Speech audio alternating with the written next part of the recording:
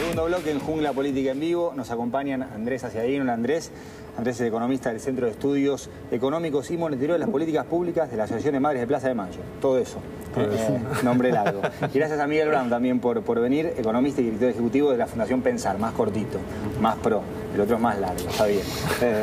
Pelo también, más pro. Está perfecto. Composición impecable. 23 de octubre, Cristina saca el 54%. ¿Esperaban este giro, este cambio, esta admisión de que los dólares no sobran, tenemos que analizar caso por caso, subsidios, sintonía fina? ¿Los ha sorprendido esto o aguardaban una fase así? No, creo que bueno, no es sorpresa en el sentido de que las políticas, sobre todo la compra de dólares, responde, me parece, a una puja habitual, digamos, que hay entre lo que es, por un lado, la democracia política, el respaldo de la población a un proyecto político a través de las urnas, y gente que vota todos los días, que son los grupos de poder económico, ¿no? Que tienen un poder que les da su posición económica de condicionar a los gobiernos. Y me parece que montado sobre algunas cuestiones estructurales, que por ahí la podemos charlar, pero montado sobre estas cuestiones estructurales hubo una coyuntura después de las elecciones de presión de grupos intentando condicionar a futuro la política económica a través de una presión cambiaria, una práctica habitual en la Argentina, podemos decir, de muchos grupos de poder, y ante eso la presidenta respondió tomando algunas medidas que me parece que lo que señalaron, por ejemplo, diciendo a las mineras o a las petroleras que tengan que liquidar divisas en el país, poniendo restricción a la compra de dólares o llamando empresa por empresa y grupo por grupo, poniendo los puntos sobre que si operan contra el país, van a operar contra su propio negocio y contra un proyecto económico que hasta ahora les ha dado grandes resultados a las empresas, diciendo acá hay un proyecto político votado por la mayoría de la población y se va a llevar adelante. Le guste a quien le guste. Miguel, ¿vos cómo la ves? Yo casi que me arrepiento de no votarla. Porque el giro este es fantástico. Lo que llaman sintonía fina es una coleada de los duques de Hazard hacia, digamos, una racionalización que se tenía que venir. Nosotros en abril publicamos un trabajo en la Fundación Pensar que se llamaba El modelo está agotado. Y básicamente marcábamos los problemas fiscales, los problemas de la inflación que digamos, complican la competitividad, los problemas en el sector energético. Y todas esas cosas son las que ahora el gobierno está empezando a tomar, con lo cual yo estoy muy contento, a mí me parece muy bien estos cambios. Te llevo de lo macro a lo micro. Roger Waters, 9 River. Vienen todos. Viernes, sábado y domingo tenés artistas por todos lados. Ezeiza con más gente que Constitución. Colombia más barato para venerar que Pinamar. Hay también, más allá de los grandes grupos, una reacción micro, es decir, esta ya la vi venir por diferentes motivos, 81, 91, 2001... Más allá de todo lo demás que podemos discutirlo y hasta puedo estar de acuerdo con vos, pero ¿no hay una cuestión micro también que empuja? Mira, el tema de la paridad cambiaria es muy discutible, porque uno habla de retraso cambiario. Para el exportador sojero no hay retraso cambiario. El exportador sojero con este dólar está teniendo una rentabilidad extraordinaria. Entonces, ¿cómo uno plantea cuál es el dólar de equilibrio en la Argentina? ¿El dólar del sojero? ¿El dólar del que compite con las importaciones de China? O sea, no hay un único tipo de cambio. Esto es un reconocimiento, hay una política sectorial. A mí me parece que los que piensan en un único tipo de cambio dicen hay que devaluar. Está bien, para proteger al productor que compite con producto del exterior puede estar bien, pero también puede implicar una transferencia del bolsillo del trabajador al exportador sojero. Y esto en un contexto de bajo desempleo y con sindicatos fortalecidos contribuye a retroalimentar la inflación. Y por otro lado, me parece que la discusión y el problema externo de la Argentina, de las cuentas externas, de las importaciones, de la remisión de ganancias por parte de las multinacionales, que socava uno de los pilares del modelo, digamos, que es a donde hay que apuntar estructuralmente para afianzar lo que es acumular reservas sin volver a tomar deuda, o sea, continuando la política de desendeudamiento, no está tan vinculado a la política cambiaria. Son problemas estructurales como de décadas de políticas antiindustriales y de una cúpula empresarial extranjerizada que no se solucionan devaluando. Miguel, vos decís que te parecen bien estos últimos cambios o medidas del gobierno. Ayer Cristina señaló un elemento que no sé qué te parece, que es, ella dice, nuestro modelo es un modelo de crecimiento, no de meta de inflación. El modelo de meta de inflación para el Banco Central es el método del consenso de Washington. ¿Vos cómo ves esa posición de Cristina diciendo, esta política no la quiero, no la tomo, voy a hacer otro tipo de política del Banco Central? A mí me gusta el esquema de metas de inflación flexible que tiene Chile, ¿no? O sea, digo, si vos solamente priorizás la inflación, corres el riesgo, si te viene una crisis como la asiática, de comerte una recesión importante. Entonces, yo creo que hay que ser flexible. Pero bueno, eso es discutible, digamos, no es el fondo de la cuestión. Yo creo que el fondo de la cuestión es que la mayoría de los argentinos, sobre todo los que tienen capacidad de ahorro, que según marcó Del Pons eran unos 11%, cosa que no habla tan bien del modelo, hoy están preocupados con el tipo de cambio, con la inflación, con el dólar. Los que pueden ahorrar en dólares, los que compran dólares. Los que pueden ahorrar, ¿qué quieren hacer? Comprar dólares. Yo no conozco a nadie que ahorre en pesos. ¿Vos conocés a alguien? Hay cuentas en pesos. Bueno, algunos optimistas siempre hay. Pero digamos, en pesos. El televidente, a ver, pregunte a su alrededor cuántos ahorran en pesos hay argentinos. Cuentas en pesos, hay plazos fijos en pesos. Que subieron a 20%. Subieron a 20%, sí. Por eso te hablaba del efecto Roger Waters, muchachos. O de Richard Clayderman. O sea, hay como una convertibilidad tácita. El dólar, para todos los que apostaron al dólar del 2003 a la fecha, perdieron. O sea, eso hay una realidad. O sea, el que tomó esa medida y compró dólares del 2003 a la fecha perdió porque rindió mucho más. Lo que compraron a 5 pesos el lujo. O sea, claro, también. Hoy... Digo, un plazo fijo o un bono en el largo plazo desde el 2003 a la fecha rindió mucho más que los que apostaron al dólar. Entonces esto habla también de que en la compra de dólares hay una decisión también forzada de crear temores y que es una mala inversión. ¿Cuánta plata perdieron los que compraron acciones en el exterior durante la crisis internacional del 2008? Miguel, ¿para vos hay que devaluar? No, desde luego que no. Para mí hay que bajar la inflación. Digamos, lo que puede suceder es que tenga que haber algún movimiento del tipo de cambio. ¿Cómo bajo la inflación? Si tuvieras que hablar con Cristina, ¿cómo bajar la inflación de manera importante sin producir una recesión o sin que haya impacto en la actividad? Bueno, la clave es que te crean. La clave es que los sindicatos, los empresarios, los agentes económicos crean que realmente el Banco Central no va a emitir a 40%, que es lo que hizo este año. Si te creen, entonces todos van a decir, bueno, fenómeno, en vez de pedir 30 de aumento de sueldo, pido 15, en vez de remarcar preventivamente, espero un poco. Ahora, Cristina parece tener otra visión en cuanto a decir, bueno, lo que yo quiero de ustedes no es tanto que me crean, sino que reinviertan sus utilidades.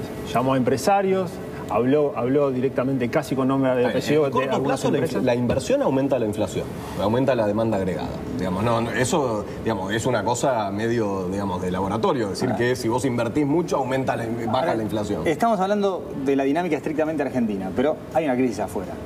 Que viene de Europa, va a afectar, ya afecta directo e indirectamente. Hay que ver cómo se comporta Brasil. El factor externo para ustedes, ¿cuánto influye en estas decisiones o estas medidas tomadas?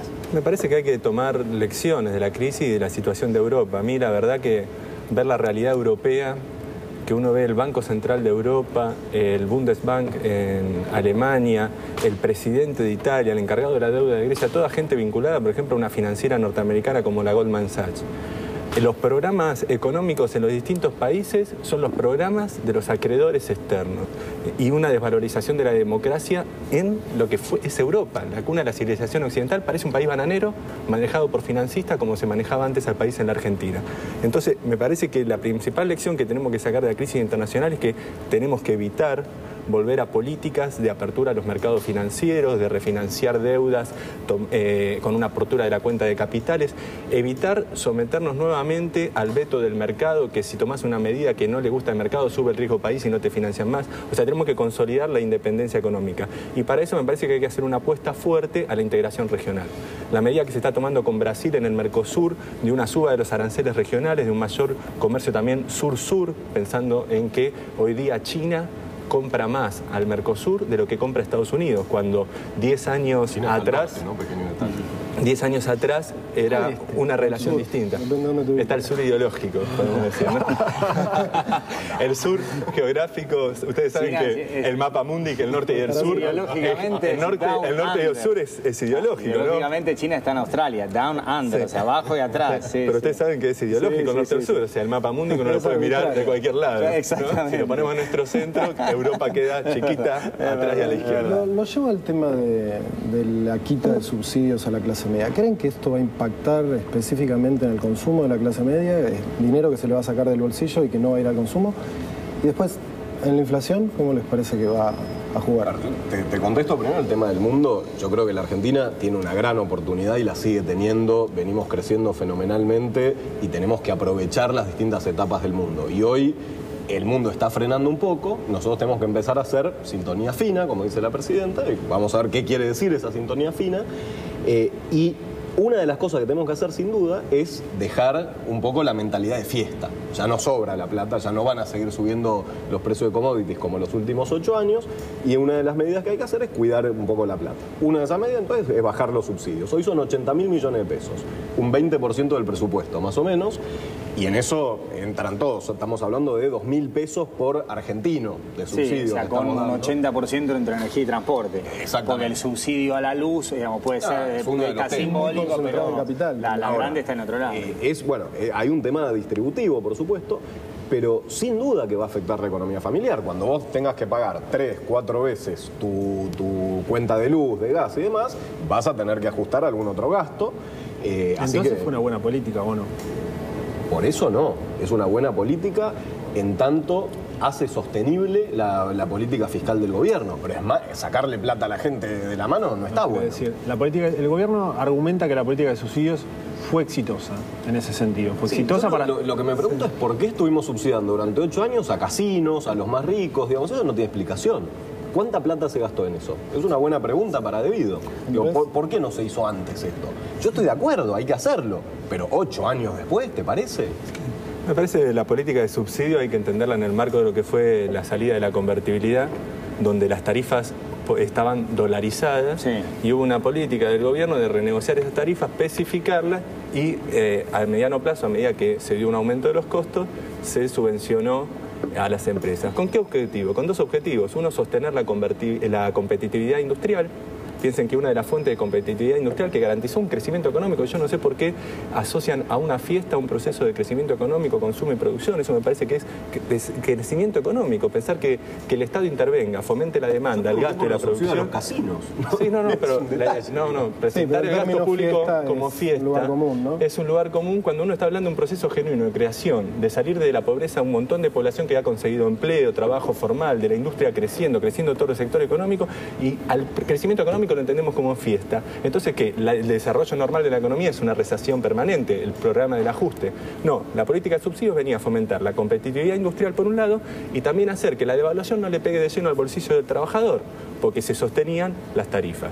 Esto con los años fue pesando cada vez más en el gasto público. Hoy día es casi un 15% del gasto público, o sea, de cada 10 pesos que gasta el Estado, 1,5 va a subsidio, y se está revisando esta política, pero fíjense que no hay un ajuste, como plantean sectores de la oposición, que están buscando siempre el ajuste económico, volver a los años del ajuste, parece como si tienen una nostalgia de cuando la Argentina le iba mal. No, estamos revisando la política de subsidios, apuntando a ¿qué? A preservar la competitividad. Por eso se le sacan los subsidios a los sectores que no necesitan subsidios para ser competitivos, y por el otro lado apuntando a los sectores más altos ingresos. ¿Quién me va a decir que va a bajar el consumo? ¿Que alguien de Puerto Madero va a comprar menos porque le aumentaron la tarifa? ¿Crees que podría haberse hecho antes? Mira, el timing, hay que tener en cuenta que muchas veces la gente, sobre todo los economistas, piensan que estos son medidas que se hacen sobre pizarrón y no toman en cuenta los tiempos políticos. Para tomar medidas y tocar intereses, como por ejemplo a sacarle a ciertos sectores los subsidios, hay que tener respaldo político. Un 54%. Un 54% te da el margen político para tomar medidas económicas técnicas. Porque los que piensan de la técnica desvinculada de la política, después cuando se arman catástrofes políticas a raíz de las medidas técnicas, se hacen los que no tienen nada que ver. Yo soy un técnico. ¿Estás de acuerdo que durante 8 años se le dé subsidios al casino y a los más ricos por consideraciones políticas? No estoy de acuerdo en el detalle. No, el tema es que uno no puede mirar el negociado chiquito que puede hacer una empresa esto con una política estratégica que generó competitividad y redistribución de ingresos. Si sobre esa política se montó uno que tenía un kiosquito, hizo un negocio, no podés por eso desvirtuar toda la política, porque entonces el árbol te tapa el bosque. ¿Cómo te parece que distribuyó, vos hablas de una fiesta, el gobierno de Cristina, los fondos en estos años, y qué distribuirías vos mejor? Estamos hablando ahora de un caso puntual de los subsidios a ciertos sectores, pero ¿cómo te parece que lo distribuyó hasta ahora todos estos fondos que hubo dando vueltas, y qué te parece a vos que habría que distribuir de otra forma? Mirá, yo creo que es indudable que en los últimos 8 años la mayoría de los argentinos estamos mejor. Vos le preguntás a gente de bajos ingresos y han recibido la asignación universal, han conseguido más trabajo, gente de clase media mejoró los ingresos, mejoró el trabajo, y la gente con más plata mejoró el valor de los activos. Con lo cual es innegable que la mayoría de los argentinos estamos mejor, y eso está bueno. Eso, si lo ves en el resto de América Latina, también sucedió, en Brasil, en Chile, en Colombia, etcétera, y de la misma manera que acá Cristina fue reelecta, en la mayoría de los países latinoamericanos los gobiernos de izquierda, de derecha, de lo que sea, fueron reelectos. En Chile no, pero En Chile es casi la excepción. Perú también. Perú. Bueno, Perú fue un caso raro, pero en México, el que más creció en América Latina Colombia, fue Brasil, digamos. Y Investment Day, son varios. Perú tuvo. El más favorecido por los términos de intercambio y el que O sea, más creció. no estamos afuera de un proceso regional. En ese contexto se podría, obviamente, hacer un montón de cosas mejor. Yo creo que ahí viene justamente estas medidas, que es lo que nosotros, como digo, lo venimos diciendo hace varios años y por eso estamos de acuerdo, somos consistentes. O sea que si hoy es 22 de octubre, el 23 la votás. No sé si tanto, pero estamos ahí. Estamos cerca. Miguel, Andrés, gracias por haber venido. Un No, placer. gracias a ustedes. Nosotros enseguida regresamos aquí en Jungla Política en Vivo.